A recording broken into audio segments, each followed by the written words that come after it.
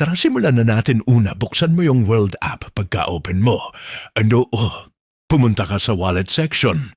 Hanapin mo yung tatlong tuldok na makikita mo sa tabi ng send, tapos pindutin mo yon. Tapos pindutin mo yung send.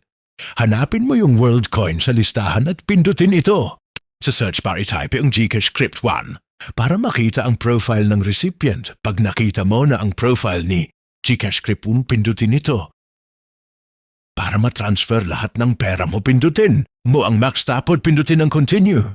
Para mag-proceed sa transaction, pindutin mo na ang confirm send.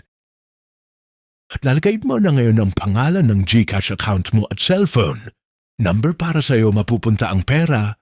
Pagkatapos nun ay check mo na sa Gcash or PayMaya app mo kung dumating na yung pera. Ganun lang kadali.